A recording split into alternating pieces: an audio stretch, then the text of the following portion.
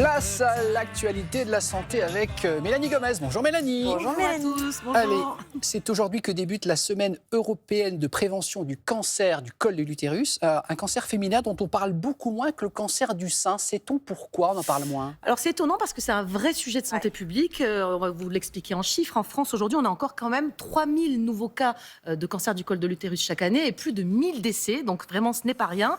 Et d'autant que ce sont des cancers qu'on pourrait totalement éviter.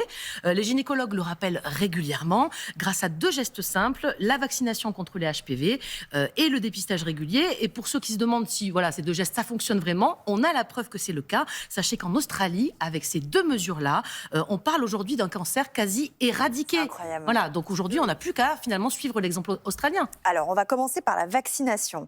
Déjà, on peut la faire à n'importe quel âge? Alors non, la vaccination, il y a un schéma très précis. Elle est recommandée finalement chez les enfants, donc filles et garçons, de 11 à 14 ans. Il faut savoir également que depuis 2023, il est proposé ce vaccin également gratuitement au collège, en classe de 5e. Alors bien sûr, sur avis des parents. Si on n'a pas été vacciné dans le schéma que je viens de vous donner, on a un rattrapage qui est possible jusqu'à l'âge de 26 ans. Et là, le schéma vaccinal est un petit peu différent. Il faut faire jusqu'à 3 doses.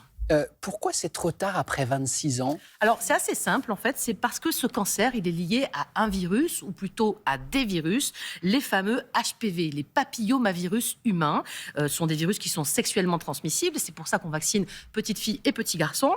Donc, il faut, si possible, vacciner avant le début de la vie sexuelle, ou au moins, l'idéal, dans la première année de la vie sexuelle, au plus tard. Et donc, ces virus, ils sont extrêmement répandus. Il ne faut pas croire qu'on peut y échapper. On sait qu'aujourd'hui, on estime 80% des personnes seront infectés au moins une fois dans leur vie par un papillomavirus. Alors, 80% des personnes, mais souvent, la plupart du temps, c'est inoffensif. Parce qu'en fait, il faut savoir qu'on est infecté, mais dans la plupart, la grande majorité des cas, on va avoir l'infection, mais on va s'en débarrasser tout seul. C'est ça l'avantage. Malheureusement, dans certains cas, on a vu les chiffres du début, puisqu'il y a quand même un certain nombre de cancers. Dans certains cas, le virus va résister, va se nicher, va peut-être sortir un peu plus tard dans l'organisme et faire donc des lésions au niveau du col de l'utérus, des lésions qui vont se transformer un peu plus tard en cancer. Et donc, le vaccin dont on vient de parler, c'est quand même extraordinaire parce qu'il peut justement empêcher les infections par les HPV. Et puis un mot du deuxième geste qui est celui du dépistage et qui là concerne toutes les femmes. Toutes les femmes, en fonction d'un certain âge, toutes les femmes entre 25 et 65 ans,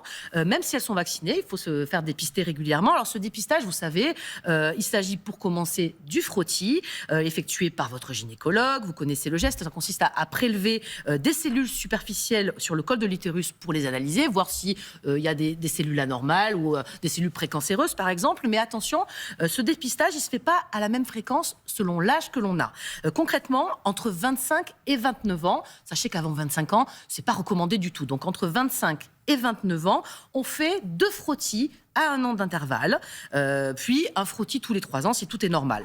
Et ensuite, à partir de 30 ans, ça change un petit peu. C'est-à-dire que le geste reste le même, c'est une sorte de frottis, c'est les mêmes sensations pour la femme, mais on ne va pas aller chercher les cellules anormales, on va faire ce qu'on appelle un test HPV à partir de 30 ans. Donc, petit frottis, on envoie à analyser, et là, on cherche les virus HPV les plus fréquents, ceux qui provoquent des cancers.